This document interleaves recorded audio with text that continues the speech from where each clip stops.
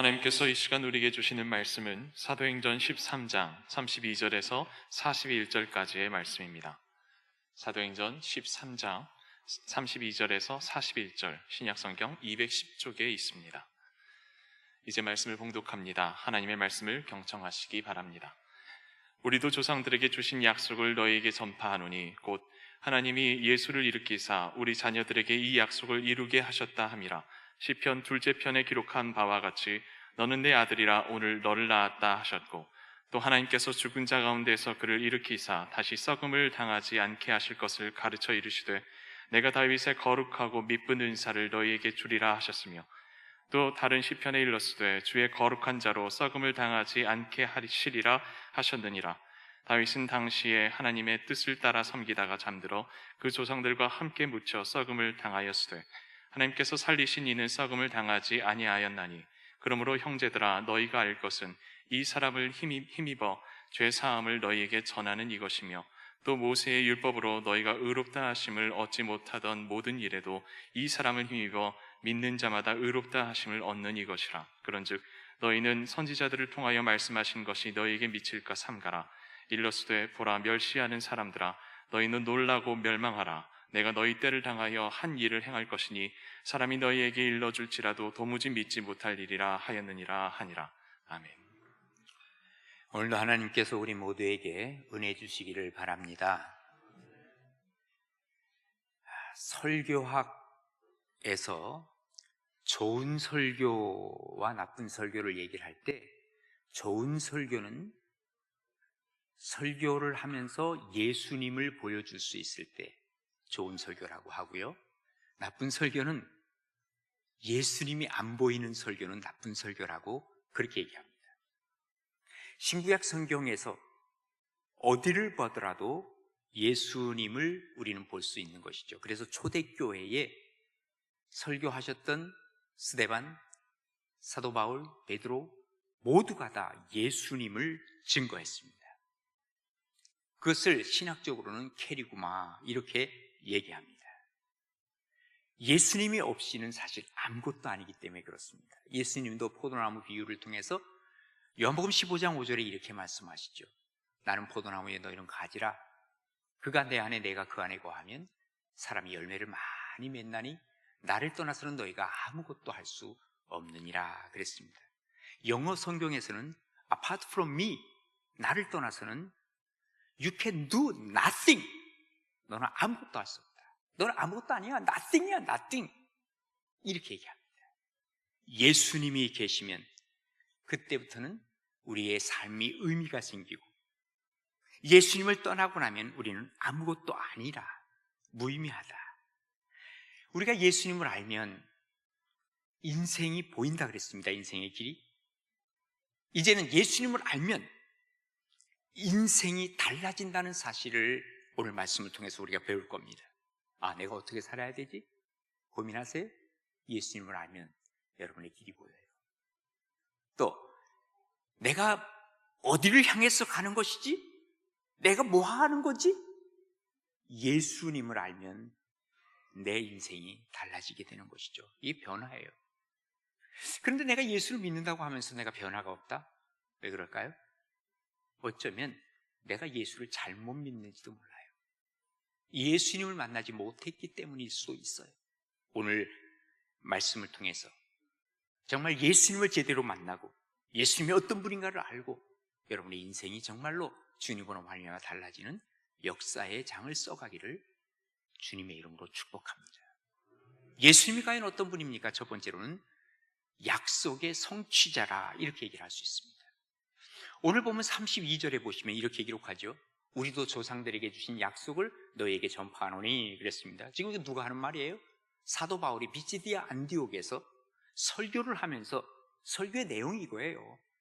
지금 유대인들에게 얘기하는 겁니다. 우리가 조상들에게 주신 약속을 우리도 역시 너에게 전파하노니, 그 다음에 그 말씀이 전파하는 내용이 뭐냐? 곧 하나님이 예수를 일으키사 곧 그 자녀들에게 이 약속을 이루게 하셨다 함이라. 그러니까 하나님이 주신 이 말씀이 예수님을 통해서 이루어졌다. 예수님은 성취하신 분이다 이렇게 얘기를 하는 거예요. 그러면서 이미 시편 둘째 편 뭐예요? 시편 2편 7절에 보면 너는 내 아들이라 오늘 내가 너를 낳았도다 라고 하시지 않았느냐? 바로 예수님이 우리 가운데 태어나시고 예수님이 우리 가운데 오시기만 하면 하나님의 말씀을 내가 부여잡았을 때 예수님이 내 안에 계시기 때문에 나를 통해서 하나님의 말씀이 성취되어진다는 거예요. 예수님 자신이 바로 약속의 성취자이시기 때문에 그렇다는 것이죠. 우리 인간은요, 약속을 지키려고 해도 못 지킬 때가 참 많아요. 그죠? 어떤 때는 고의로 못 지키고 어떤 때는 상황 때문에 지키지 못해요. 약속을 잊어버릴 때도 있고요, 혹은 내가 몸이 아파서 지키지 못할 때도 있고 긴급 상황이 벌어질 때도 있어요. 제 친구 얘기입니다만은 어느 날 토요일인데 전화가 왔대요.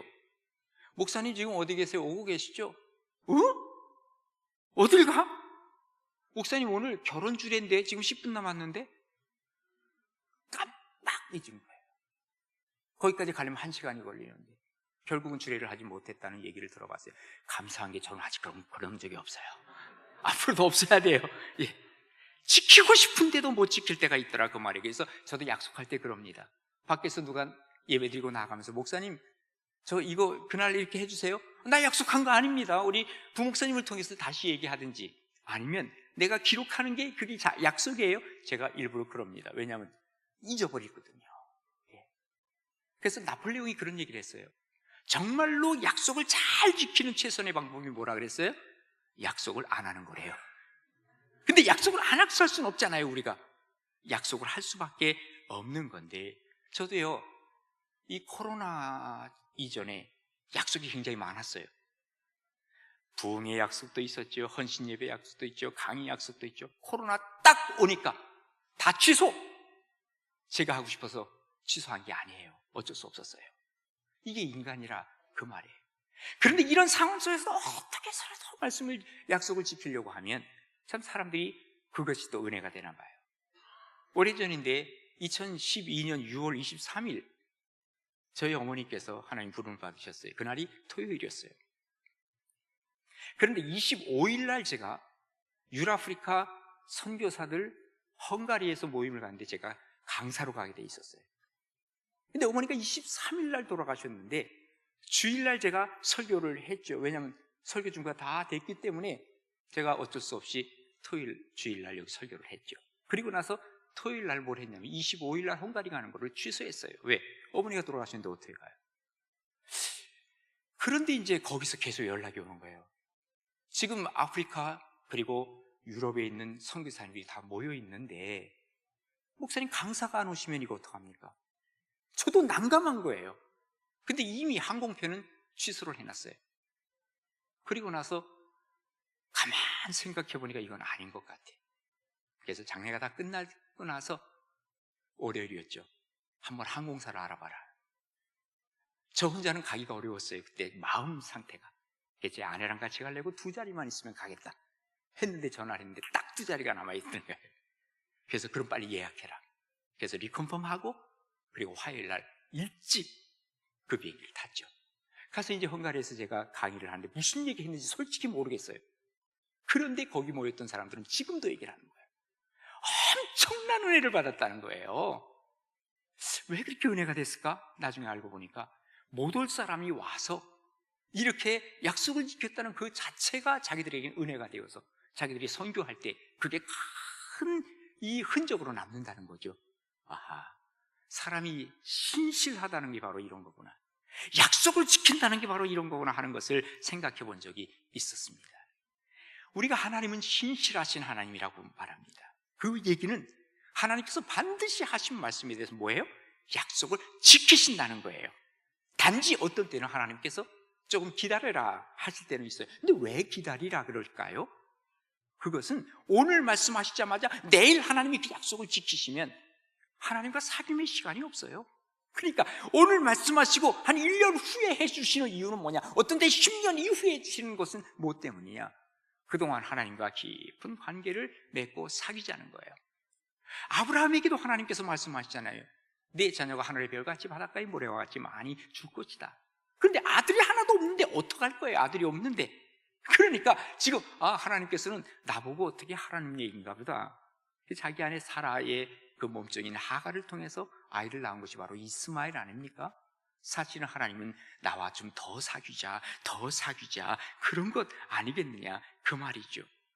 하나님은요, 한번 약속하신 것이라면 반드시 응답을 해주시는데, 그 약속을 성취하시는데, 그 성취자가 바로 누구냐? 예수 그리스도를 통해서 우리에게도 약속하신 것을 우리에게 이루신다는 거예요. 그러니까 우리가 하나님의 말씀만 잡으면 안 돼요. 그 말씀 속에 누가? 예수 그리스도께서 그 안에 있을 때, 내 안에 예수님이 계시잖아요. 그 말씀을 가져와서 연결했을 때 그 말씀은 반드시 이루어지는 것을 믿으시기를 바랍니다. 민수기 23장 19절에 보면 이렇게 기록합니다. 하나님은 뭐예요? 사람이 아니시니 거짓말을 하지 않으시고 인생이 아니시니 후회가 없으시도다. 어찌 그 말씀하신 바를 행하지 않으시며 하신 말씀을 실행하지 않으시랴 그랬습니다.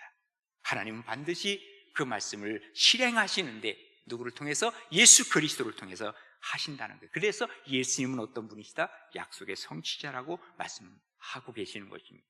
신명기 7장 9절에 보면 이렇게 기록합니다. 그런즉 너는 알라 오직 내 하나님 여호와는 하나님이시요 신실하신 하나님이시라.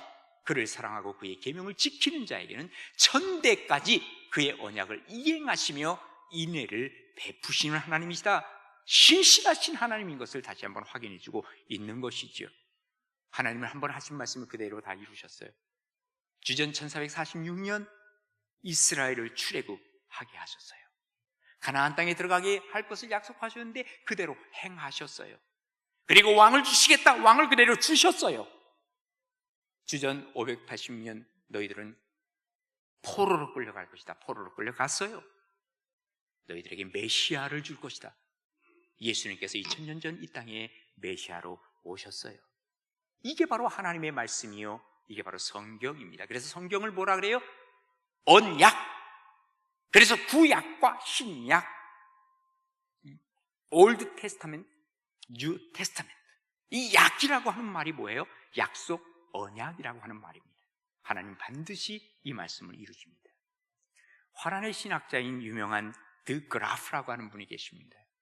이분이 약속 그리고 구원이라고 하는 책을 썼는데 아주 유명한 책입니다. 여기에 보면 하나님의 말씀 성경은 모든 것이 다 약속이라는 거예요. 약속으로 구성되어 있다는 거예요. 그런데 하나님께서 이 약속을 어떻게 이루시는가? 이 약속을 붙들기만 하면 누구든지 그것이 성취되는 것을 경험하게 된다는 것이죠. 참으로 그렇습니다. 우리가 왜 기도합니까? 기도의 이유는 뭡니까? 하나님의 약속의 말씀이 있기 때문에. 왜 주일 성수를 합니까? 우리가 헌금하는 이유는 뭡니까? 봉사하는 이유는, 헌신하는 이유는 뭡니까? 다 약속이 있기 때문에 그 약속이 어떻게 성취되는가를 우리가 이러한 하나님과의 관계를 통해서 경험하는 것입니다. 그래서 요한복음 15장 7절에 보면 이렇게 기록하고 있습니다. 너희가 내 안에 내 말이 너희 안에 거하면 무엇이든지 원하는 대로 구하라. 그리하면 이루리라 그랬습니다. 우리가 하나님 안에 거했을 때 예수 그리스도는 말씀의 성취자이기 때문에, 약속의 성취자이기 때문에 그분 안에 우리가 거하기만 하면 어떻게 해요? 무엇인지 구하면 이루게 하실 것이라고 말씀하고 계시는 것입니다. 예레미야를 통해서 예레미야 33장 2절 3절을 보면 이를 행하시는 여호와, 그것을 만들어 성취하시는 여호와, 그의 이름을 여호와라 하는 이가 이와 같이 이르시는도다. 뭐라 그래요? 너는 내게 부르짖으라. 내가 네게 응답하겠고 내가 알지 못하는 크고 은밀한 것을 내게 보여줄 것이라, 이렇게 말씀하고 계시죠. 하나님은요, 지금도 하나님의 언약의 말씀, 약속의 말씀을 붙잡고 있는 사람 그대로, 그 말씀대로 되게 하는 것을 경험하는 거예요. 그런데 중요한 것이 있어요. 그 이전에 약속의 성취자가 바로 예수님이기 때문에 예수님이 계시는 그곳에 말씀을 갖고 오게 되면 성취가 돼요. 예수님이 없는 상태에서 말씀만 내가 이거 갖겠습니다, 성취되는 거 경험 못해. 이겁니다. 미국의 존 맥코넬이라고 하는 분이 워싱턴 인더스트리라고 하는 이 회사를 창건을 했다고 합니다. 근데 얼마나 이 성장이 빠른지, 그리고 이 성장을 해서 몇 년 후에 보니까 연 500만 불의 순수익을 가져온 거예요. 그러니까 엄청난 사람들이 이것을 배우려고 모여들었고 행정 관료까지 여기에 와서 이걸 배우려고 했답니다. 도대체 당신의 비결이 뭡니까? 라고 했더니 이분이 자기 회사의 사원을 가르쳐 주는 거예요.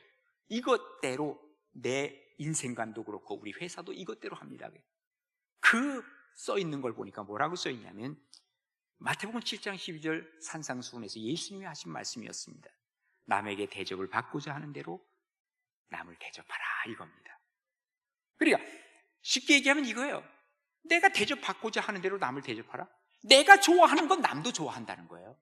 내가 싫어하는 건 남도 싫어하는 거예요. 그러니까 내가 좋아하는 것만 하라, 그 말이에요. 고객들에게 오면요, 고객이 좋아하는 게 뭘까? 딴 거 없어요. 내가 좋아하는 거라면 고객도 좋아하는 거예요. 그대로 하라, 그 말이에요. 그러다 보니까 결국 회사가 엄청나게 커지고 하나님께서 그것을 축복하시더라, 그 말이죠. 이게 뭐예요? 말씀대로 하면 지금도 하나님께서 역사하신다는 거죠. 예수님이 뭐예요? 약속의 성취자이시기 때문에 우리가 말씀대로 하면 언제나 승리한다. 링컨이 붙잡은 말씀이 있어요. 시편 34편 4절의 말씀을 그는 붙잡았습니다. 내가 여호와께 간구하며 내게 응답하려고 내 모든 두려움에서 나를 건지셨도다. 얼마나 두려움이 많겠어요? 남북전쟁을 승리로 이끌어야 하는데 그때마다 하나님 앞에 간구하는 것 하나님이 응답해 주시고 또 내게 응답해 주시니 내가 두려움에서부터 나를 건지셨다라고 하는 이 말씀은 그에게도 계속 적용되는 약속의 말씀이었고 그 약속이 성취되었다라는 것을 얘기하고 있는 것입니다. 어떤 분들은 얘기를 합니다. 저 사람은 참 믿음은 좋은데 왜 이렇게 약속을 안 지켜? 죄송하지만 믿음 좋은 거 아닐 거예요. 겉으로 좋은 척할 뿐일 거예요. 믿음 좋은 사람은 약속의 성취자이신 예수 그리스도가 그 안에 있다면 나도 신실하게 약속을 지키려고 노력할 거예요. 한국유리라고 하는 세계적인 기업이 있죠. 최태섭 회장 이미 자꾸 하셨지만 이분이 6.25 전쟁 때라 그럽니다. 사람들은 다 피난 가려고 금붙이 다 끌고 가는데 이 사람은 어디로 돈을 가지고 왔냐면 은행으로 돈을 가지고 가는 거예요. 당신 은행에서도 짐 싸가지고 피난 가려고 다 준비하고 있는데 돈을 가지고 오니까 당신 왜 그렇습니까? 오늘 내가 원금 갚는 날이고 또 이자 갚는 날입니다. 아니 다들 전쟁통에 무슨 그걸 갚아. 그거 갖고 빨리 가야지. 근데 이 사람은 이것을 갚은 거예요. 자, 은행에서 당신 도대체 어떤 사람입니까? 나중에 전쟁이 다 끝나고 나서 이분이 자금이 부족하다고 했을 때 빨리 오세요. 얼마만큼이라도 빌려드리겠습니다. 그래서 한국유리가 인천에서 크게 성장을 했고 대한민국에 성장하고 세계적인 기업으로 성장할 수 있었던 것은 바로 하나님의 신실하심. 여기 최태섭 장로님은 그것을 삶 속에서 이루었다는 거예요. 우리 예수님이 어떤 분이시라고요? 예수님은 약속의 성취자이십니다. 그분 붙들고 그리고 말씀을 접목시켜서 내 삶 속에서도 이 일을 이루어서 하나님 주시는 성취가 여러분에게도 있기를 주님의 이름으로 축원합니다. 그 다음에 예수님은 어떤 분이시냐? 영광의 회복자라고 말씀드립니다. 오늘 본문 34절에 보시면 또 하나님께서 죽은 자 가운데서 그를 일으키사, 누구를 일으켜요? 지금 죽은 자 가운데서 우리 예수님은 일어나셨어요. 부활하셨어요. 그리고 다시 썩음을 당치 않게 하실 것을 가르쳐 이르시되 부활하셔서 이제 다시 썩지 않아요. 내가 다윗의 거룩하고 미쁜 은사를 너희에게 주리라 그랬어요. 다윗 누굽니까? 이스라엘 백성들의 최고의 영웅이요, 모든 사람들이 다 존경하는 사람이 두 명이 있어요. 이스라엘에. 누구냐? 다윗과 모세예요. 우리나라 사람들이 최고 존경하는 사람 누구예요?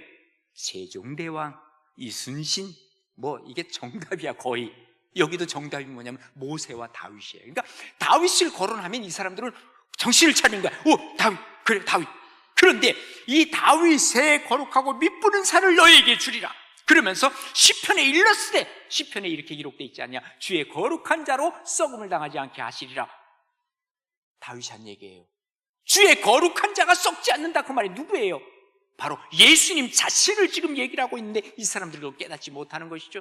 그러면서 그 다음에 뭐라고 또 계속하냐면 다윗은 당시에 하나님을 따라 섬기다가 잠들어 그 조상들과 함께 묻혀 썩임을 당하였을 때 그랬거든요. 그러니까 다윗도 역시 그 훌륭한 다윗, 그들의 영웅 다윗, 그들이 가장 존경하는 다윗도 어떻게 해요?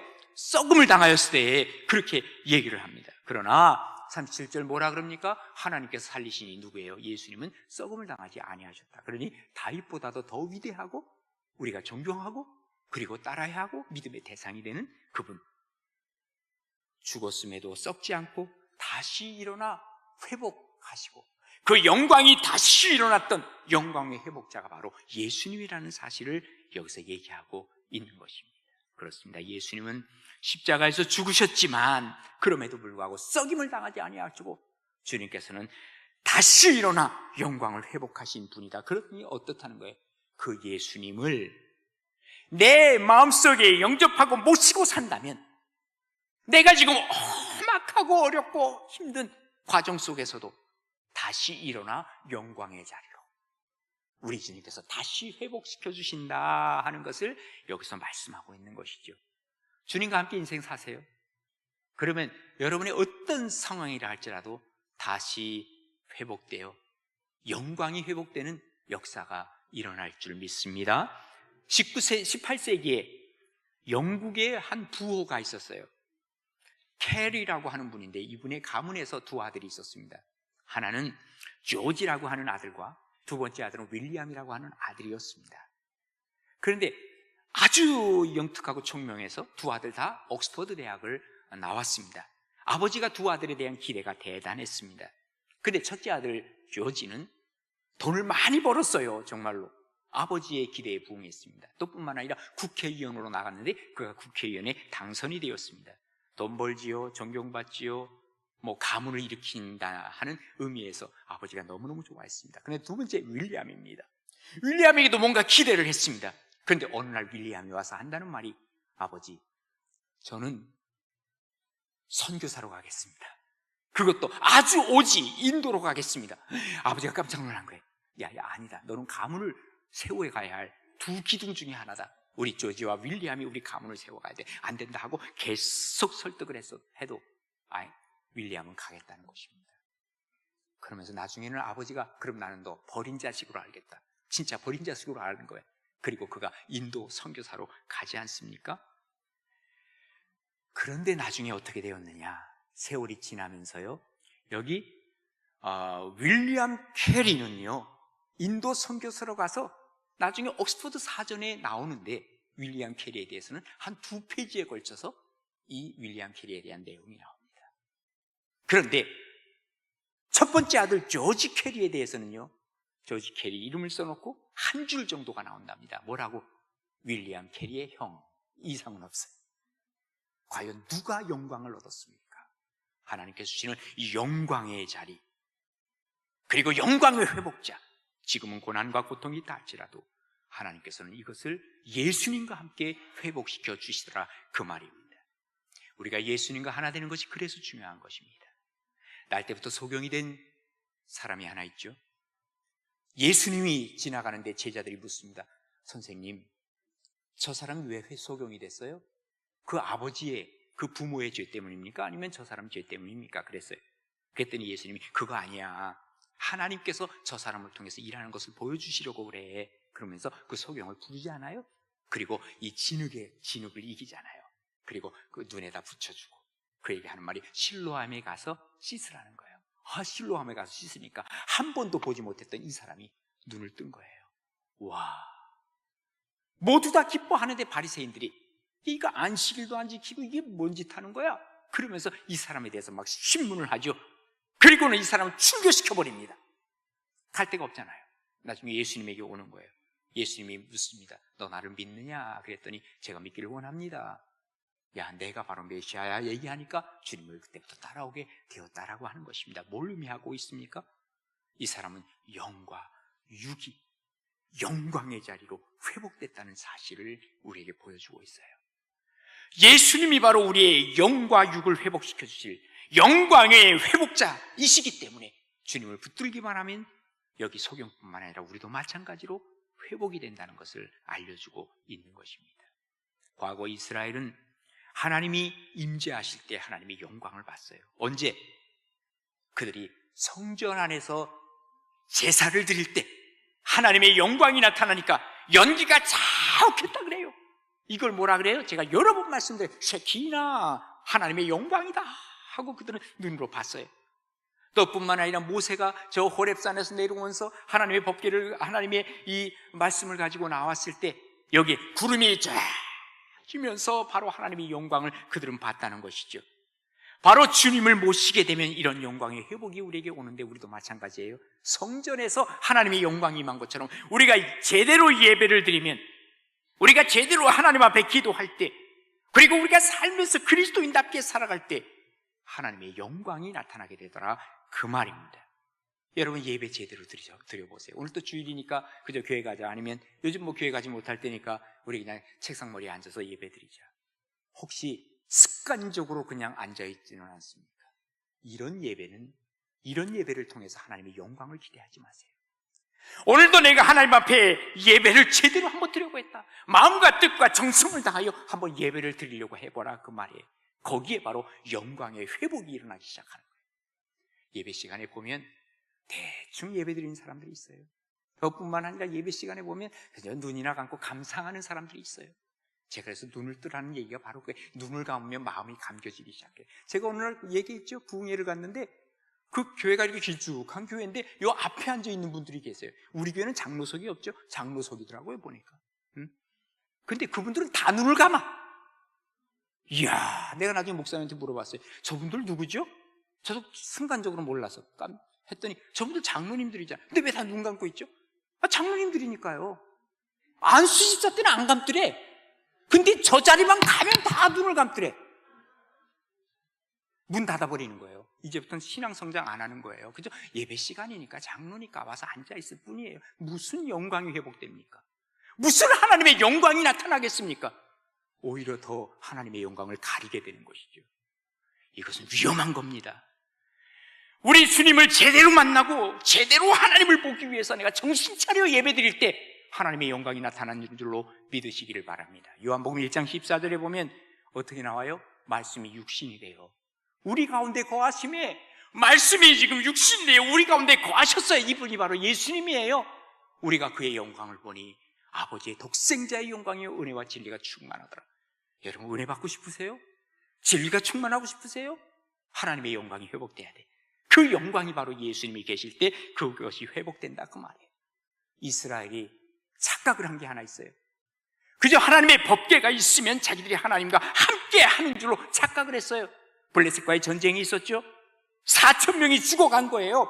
그리고 나니까 하나님의 법궤 가지고 가자, 법궤 가지고 나갔어요. 그런데 웬걸? 이때는 3만 명이 죽어간 거예요. 와, 하나님 분명히 말씀하시는 거예요. 너희들이 법궤가 있고 없고가 아니야. 너희들의 죄악의 문제가 있다는 거예요. 죄악의 문제가 해결되지 않는 한 법궤 있어도 소용없어. 결국 법궤를 뺏겨버리고 마는 거예요. 그리고 나서 전쟁이 지고 나니까 어떤 일이 벌어집니까? 지금요, 전쟁 속에서 엘리 제사장의 아들 홈리와 비누아스가 전사했죠. 죽었죠. 그 소식을 들은 엘리가 성전 문 앞에서 벅벅벅 졸다가 그 얘기를 듣고 깜짝 놀라 일어나면서 꼬꾸라져요. 그러면서 이 목이 부러져 엘리도 죽고 말죠. 자, 자기 남편이 죽은 그 며느리가 임신했단 말이에요. 아이를 낳으면서 하는 얘기가 뭐예요? 아이고, 하나님의 영광이 떠났군요. 이가봇. 결국은 그 아들의 이름이 하나님의 영광이 떠났다, 이가봇이라고 이름을 줬어요. 아무리 이씨라고 해도 가봇이라고 이름을 지으면 안 됩니다. 하나님의 영광이 떠난 거예요. 그들이 알고 있었던, 갖고 있었던 법궤가 바로 뭐예요? 그 법궤는 미신이었어요. 위험한 거예요. 간혹 가다가 우리가요, 신앙생활하면 미신적으로 신앙생활하는 사람이 있어요.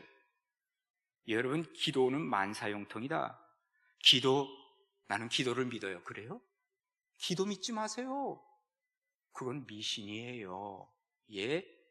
기도는 믿음의 대상이 아니에요. 우리가 하나님 앞에 나가기 위한 통로예요. 그 통로 속에 죄가 가려 있으면 못 가는 거예요. 기도를 하면서 내가 온갖 죄악을 다 갖고 있어요. 시기, 질투, 미움, 온갖 죄악들, 음란, 불신앙, 다툼 다 가지고 있으면서 뭘 기도를 해요? 막혀버렸는데 통로가. 하나님의 영광이 거기 나타나겠어요? 하나님의 영광이 회복이 안 되는 거예요.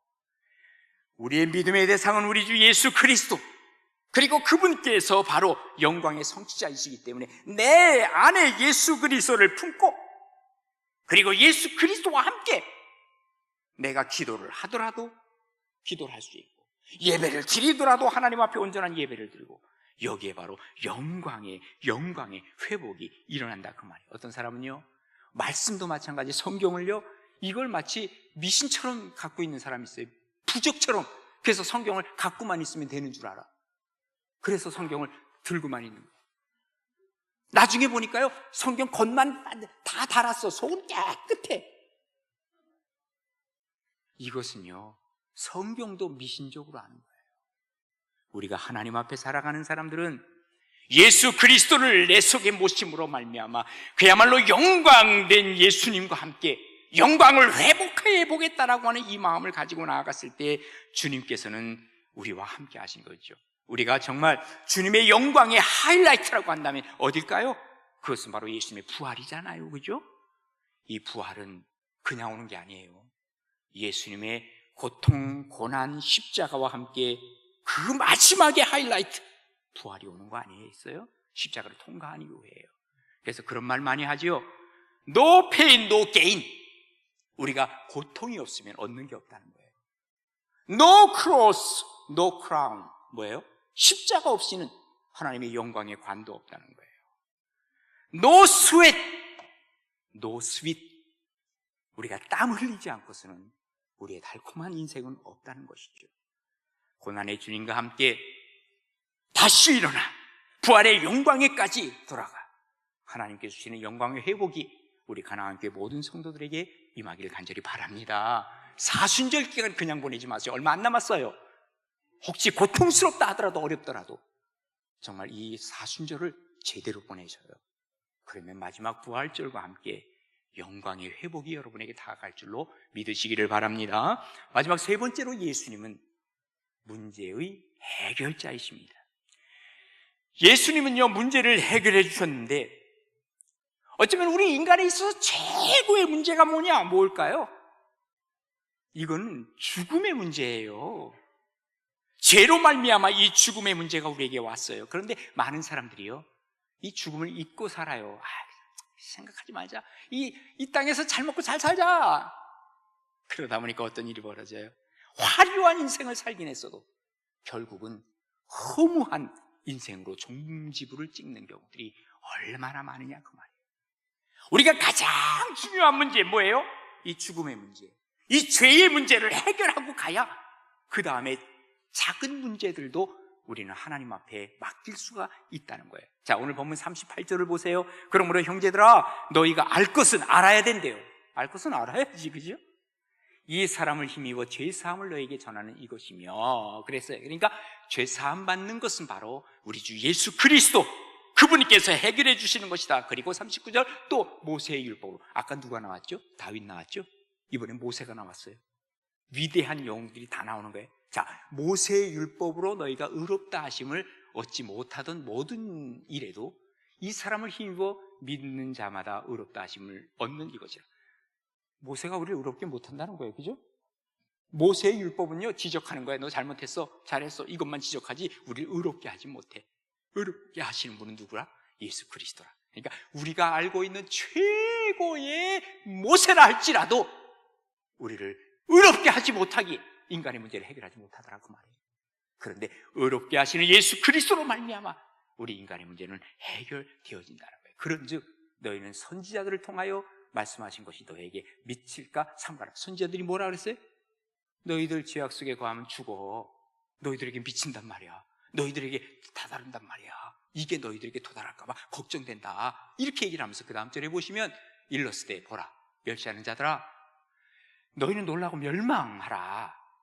내가 너희 때를 당하여 한 일을 행할 것이니 사람이 너희에게 일러둘지라도 도무지 믿지 못할 일이라 하였느니라 그랬습니다. 자, 선지자들을 통해서 뭐라 그래요? 이 멸시하는 사람들아, 너희는 멸망당할 것이다. 너희는 죽을 것이다. 이렇게 얘기를 한 거예요. 이게 누가 한 얘기냐면 하박국을 통해서 이 말씀이 전달이 되었는데 결국 어떻게 되냐면 역사 속에서 그들이 바벨론 포로로 끌려가는 거예요. 너희들도 그런 포로로 끌려갈 것이다. 너희들이 이런 문제를 해결하지 못한다. 결국은 이 문제의 해결자는 누구라 그러는 거예요? 바로 예수 그리스도, 그분이 문제의 해결자라. 그러니 예수님을 내 속에 품고 예수님과 함께 살면 어떤 일이 벌어진다는 거예요? 나의 크고 작은 문제가 주님 앞에서 해결된다는 것이죠. 아멘. 이런 연극이 있었다 그래요. 연극 제목은 뭐냐면 15분 인생이랍니다. 어떤 젊은 청년이 장래가 촉망되는 그 청년이었습니다. 병원에 갔더니 병원에서 뭐라고 얘기를 하냐면 15분 후에 죽는다는 거예요. 15분 후에. 연극이니까. 그런데 이제 내가 이제 곧 죽겠구나 하는 생각을 하는데 이 시계 소리가 왜 이렇게 크게 들려? 째깍 째깍 째깍. 그런데 갑자기 우편 배달부가 그냥 급하게 왔습니다. 그리고 전보를 하나 갖다 주는데 뭐라 그러냐면요, 자기의 삼촌이 한 분 살아 계시는데 억만장자라. 그런데 이분이 자식이 없어. 근데 이 삼촌이 돌아가시면서 재산을 어떻게 할 것인가 했는데 결과가 나온 거예요. 유서 쓴 것이 발견됐는데 뭐라고 나왔냐면 이 모든 재산은 우리 조카에게 준다. 이 청년이 억만장자가 된 거예요. 졸지에. 와, 신난다 그랬어요. 조금 있다 보니까 또 우편 배달부가 전보를 하나 또 갖고 왔어요. 보니까 이 친구가 공부를 했는데 그 박사학위 논문을 냈는데 박사학위 논문이 통과됐다는 거예요. 와, 기분 좋았어요. 좀 있다 보니까 또 우편 배달부가 뭐 전보를 하나 가져왔는데 딱 보니까 자기가 사랑하는 여인이 있었는데 자기가 청혼을 했어요. 근데 여태껏 답을 안 주더니 답을 준 거예요. 내가 당신과 결혼하겠습니다. 다 얻었어. 근데 시간을 딱 보니까 4분 남았어. 이게 우리 인생이라는 거예요. 예? 다 얻으면 뭐 할 거예요? 몇 년 동안이나 호의호식하면서 살 거예요? 우리가 죽음의 문제를 해결하지 못하면 이 모든 거 다 의미가 없다는 거예요. 근본적인 문제가 해결되어야 그 다음에 이 모든 것들이 가치가 있고 쓸모가 있는 것이죠. 우리 하나님께서는 바로 우리의 근본적인 문제를 해결해 주셨다는 거예요. 가장 중요하고 가장 큰 문제. 그러니 그 다음에는 아무것도 아니라는 거예요. 저는요, 참 제가 옛날에 놀란 게 뭐냐면 집을 사고 팔 때 말이죠, 막 깎아주는데 얼마 깎아주는지 아세요? 아마 1,000만 원씩 깎아줘요. 어떤 데 2,000만 원도 막 깎아줘요. 1,000만 원이 보통 돈입니까? 뭐 여러분 보통 돈 아니라고 생각하는지 몰라도 엄청 큰 돈인데 막 1,000만 원씩 깎아주더라고. 근데 왜 이렇게 깎아주는지 아세요?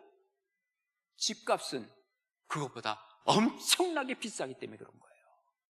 그 큰 집값 때문에 깎아주고 또 깎아주고 또 받는 이것이 별거 아니더라 그 말이에요. 죄의 문제는요, 세상에 어떤 문제보다 가장 큰 문제. 이 문제를 해결해 주신 하나님께서 다른 것 안 해결해 주실 거냐 그 말이에요. 문제가 안 된다 그 말이에요. 직장에 문제 있으세요? 어떤 사람과의 관계에 문제가 있어요? 돈 때문에 그냥 한달하면서 살아가세요? 뭐가 그렇게 걱정이 많아요? 우리 주님 말씀하셨잖아요. 내 걱정을 주님께 맡기라. 왜? 우리 구원을 해주신 주님을 한번 생각해보라 그 말이에요. 그러면 별로 웬만한 거 문제가 안 돼요. 뭐가 그렇게 큰 문제예요? 예? 제가 장신대 이사장을 하면서요, 한번 회의를 하는데 한 5시간 이상을 그냥 마라톤 회의를 하는 거예요. 뭐 이쪽 저쪽에서 막 얘기를 해. 근데 지난 주간에 우리 그 회의에 참석했던 우리 처장이 저에게 찾아왔어요. 식사를 하면서 이런 얘기를 해요. 이사장님, 저는 정말 이사장님에 대해 놀랐습니다. 하여튼 그렇게 회의를 막 하면서 막 이런저런 얘기 나오는데 어떻게 웃으면서 회의를 인도하십니까? 그래, 가만 생각해보니까 제가 화를 안 냈어요. 화내봤자 뭐 하겠어요 그거. 예? 그리고 결국은 하나님이 하실 텐데 이 사람 얘기하고 저 사람 얘기하고 그러다 보니까 이분이 저한테 그래, 아주 초긍정의 사람이래. 저보고 내가 뭐 그렇게 긍정적인 사람이라고 생각해 본 적은 별로 없는데 뭐 그런데 가만 보면 그래요. 큰일이 있을 때 저는 이상하게 차분해져요. 왜냐하면 하나님이 하시지 그거면 내가 할 게 뭐가 있어? 왜? 내가 못할 테니까 오히려 하나님께 맡겨버리는 거예요. 그럼 그 다음에 잠도 잘 이뤄요. 뭐가 걱정이에요? 하나님께서 나에게 구원의 문제를 허락해 주시고 내 죽음의 문제까지도 가져가셨는데 뭐가 그렇게 큰 문제냐 그 말이에요. 아까 읽었죠? 요한복음 15장 7절이에요. 너희가 내 안에 거하고 내 말이 너희 안에 거하면 무엇이든지 뭐예요? 원하는 대로 구하면 돼요. 그리하면 이루신다 그랬잖아요. 그런데 뭘 그렇게 그냥 안달을 하며 사느냐 그 말이에요. 왜? 예수님은 바로 문제의 해결자이시기 때문에 주님께 맡기는 거예요. 성경은요, 바로 이 하나님을 경험한 사람들의 간증이 가득 차 있어요. 성경에. 우리 그리스도인들 성도들도 마찬가지예요. 이 하나님을 어떻게 경험했느냐 그거예요. 과정은 어렵고 힘들고 역경이지만, 그러나 우리 주님이 해결사이시거든요. 예, 한번 따라해 보세요. 주님은 해결사이십니다. 정말로 믿으세요? 그렇다면 우리가 문제가 있으면 어떻게 해요? 주님 부르면 돼요. 여러분, 여기 수가 고장났어요. 그럼 누굴 부릅니까? 국회의원 불러요? 아니죠. 수도 고장나면 수도 파이프 고치는 사람 부르는 거예요. 예, 그러잖아요. 여러분, 만약에 컴퓨터가 고장났어요. 컴퓨터 고장났는데 목사님 불러요? 아니잖아요. 컴퓨터 기사 부르는 거예요. 우리 인생에 문제가 생겼어요. 어떡할 거예요? 해결사 되시는, 여러분 고백했잖아요. 예수님은 나의 해결사이시다. 그러면 예수님 부르는 거예요. 그게 바로 뭐예요? 기도하는 거죠. 주님께서 어떤 문제라도, 죽음의 문제까지 해결하신 그분께서 모든 것도 해결해 주시는 주님인 줄로 믿으시기를 바랍니다. 맥크리스 마네라고 하는 분이 근심이여 안녕이라고 하는 책을 썼어요. 여기 보면요, 자, 남편이 사업에 묻어나가지고 이 남편이 가출을 해버렸어. 어디로 사라져버렸어. 아이가 어느 날 학용품이 없어가지고요, 문방구 앞에서 연필을 훔치다가 학교에서 쫓겨났어요. 모든 걸 다 잃은 것 같아. 야, 이러다 안 되겠다. 죽자. 그래서 결국은 가스불 켜놓고요, 이분이 죽으려고 계획을 했는데, 정신이 몽롱한데 옆집에서 예배를 드리네. 근데 자기에게 선명하게 들리는 찬송 소리가 있는 거예요. 내 모든 시험 무거운 짐을 주 예수 앞에 아뢰이면 근심에 쌓인 날 돌아보사 내 근심 모두 맡으시네. 모든 시험 무거운 짐 주 예수께 아뢰기만 하면 이걸 다 맡아주신다고. 가스불 꺼서 일어났어. 그리고 내가 다시 시작하겠다. 그리고 시골에 가서 자기의 삶을 다시 아들과 함께 읽고 나갔다는 거예요. 그리고 나중에 책 쓴 게 뭐라 그랬어요? 근심이 안녕. 이 책을 쓰면서 주님으로 말미암아 다시 시작할 수 있고, 절망의 순간에 주님을 불러왔어. 왜? 문제의 해결자이신 주님, 그분께 기도했어요. 이사야서 53장 5절에 뭐라 그래요? 그의 찔림은 우리의 허물 때문이고요, 그의 상함은 우리의 죄악 때문이에요. 그리고 그가 징계를 받음으로 우리는 평화를 누려요. 그가 채찍에 맞음으로 우리는 나음을 했어요. 우리가 예수님의 죽으심과 채찍 맞음을 믿잖아요. 믿는 게 뭐예요? 우리가 낫기 위해서 그러는 거예요. 우리가 평화를 누리게 되는 거예요. 그걸 믿으면. 주님은 바로 문제의 해결자이시기 때문에 그러면 이미 다 해결해 주셨어요. 그냥 받으러 가기만 하면 되는 거예요. 감사함으로 받기만 하면 되는 거예요. 우리 아이가 어릴 때요, 자전거를 하나 사달라고 해서 자전거포에 가서 자전거를 사요. 그런데 보니까 자전거 사잖아요. 그러면 그냥 거기서 이게 받아오는 게 아니더라고요. 여기 바퀴를 달고 또 여기 부속품 달고 하는데 시간이 걸리는 거야. 그래서 내가 이거 못 기다리겠다. 그래서 아이한테 나중에 그럼 얘가 받으러 오면 되죠? 그렇게 하시라고. 돈 다 지불하고. 나는 갔어요. 우리 아들이 가면 줄까요? 안 줄까요? 안 주면 사기꾼이지? 주지요. 왜? 돈 다 지불했어 이미. 근데 아무나 주는 건 아니죠? 얘한테 주는 거야. 왜? 내 아들을 알았으니까. 우리 주 예수 그리스도 문제의 해결자 되신 그분께서 다 해결해 주셨어요. 그분은 풍부한 분이에요. 풍성하신 하나님이라 그랬어요. 가나의 혼인잔치에서 포도주가 부족해요? 주님께 구하세요. 얼마나 풍성하게 주시는지. 벳세다 들녘에서 먹을 게 없어요? 주님께 구하세요. 나중에 너무너무 풍성해서 12광주리나 남아요. 여호와는 나의 목자시니 뭐예요? 내가 부족함이 없으리로다. 젊은 사자는 궁핍하여 줄일지라도 여호와를 찾는 자는 모든 좋은 곳에 부족함이 없으리로다. 이렇게 말씀하고 계시죠. 풀기 어려운 문제가 있더라도, 나는 못 풀어도 그 문제를 낸 출제한 선생님은 답을 알고 있어요. 우리의 모든 문제는 출제하신 하나님, 문제의 해결자이신 그분에게 가져갔을 때 문제가 해결된다는 사실을 우리가 기억하면서 정말 예수님을 제대로 알자 그 말이에요. 그러면 예수님을 알면 어떻게 돼요? 인생이 달라지기 시작하는 거예요. 제대로 예수님을 알고 인생을 제대로 살고 그런 말미암아 하나님 주시는 은혜 가운데서 승리하신 우리 가나안의 모든 식구들 되시기를 주님의 이름으로 축원합니다. 한번 기도하십시다. 하나님, 여러분의 목소리를 기도해 보면 좋겠어요. 하나님, 그렇습니다. 약속의 성취자요, 또 영광의 회복자요, 문제의 해결자이신 주님 붙들고 내 인생을 다시 시작하겠습니다. 하나님, 여기서부터 시작하겠습니다. 하나님, 도와주옵소서. 여러분의 목소리로 기도해 보세요. 하나님께서 우리를 지금 보고 계시고 기도를 기다리신다는 사실을 여러분 아시고 기도해 보세요. 한번 같이 기도하겠습니다. 아버지 하나님, 은혜를 감사합니다.